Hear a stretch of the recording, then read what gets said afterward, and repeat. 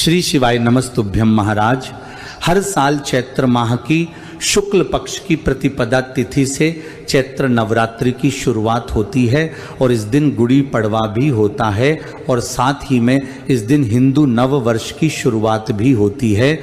आइए महाराज, अब हम जानते हैं साल 2026 में चैत्र नवरात्रि कब से प्रारंभ होगी और कब समाप्त होगी, अष्टमी और नवमी तिथि कब रहेगी और नवरात्रि में पूजा कैसे करना है। महाराज, इस बार चैत्र महीने की प्रतिपदा तिथि 19 मार्च गुरुवार को सुबह 6:54 से शुरू होगी और प्रतिपदा तिथि का समापन 20 मार्च शुक्रवार को सुबह 4:52 पर होगा। महाराज, उदया तिथि के अनुसार चैत्र नवरात्रि 19 मार्च गुरुवार के दिन से शुरू होगी और नवरात्रि व्रत का समापन 27 मार्च शुक्रवार के दिन होगा। महाराज, इस पर चैत्र नवरात्रि गुरुवार के दिन से शुरू हो रही है, इस वजह से इस बार माता पालकी पर सवार होकर आएंगे और माता का पालकी पर सवार होकर आना शुभ नहीं माना जाता है। लेकिन ऐसे में अगर भक्त पूरे 9 दिनों का नवरात्रि का व्रत पूरी श्रद्धा से रखते हैं तो उनके ऊपर माता रानी का आशीर्वाद सदैव बना भी रहता है। महाराज, चैत्र नवरात्रि के पहले दिन कलश स्थापना की जाती है, जो कि हमेशा शुभ मुहूर्त में ही करनी चाहिए।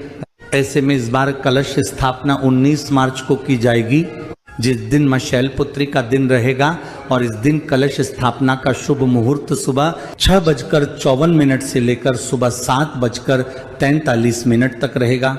महाराज, इसके बाद इस दिन कलश स्थापना का दूसरा अभिजीत मुहूर्त भी रहेगा, जो कि दोपहर 12:10 से शुरू होकर दोपहर 12:58 तक रहेगा। महाराज, इन्हीं 2 शुभ मुहूर्त के बीच में आपको कलश स्थापना करनी होगी। महाराज, इस बार नवरात्रि गुरुवार के दिन से शुरू हो रही है, तो कुछ लोग कहेंगे कि क्या इस दिन हम लोग बालों को धो सकते हैं, क्या सर से स्नान कर सकते हैं।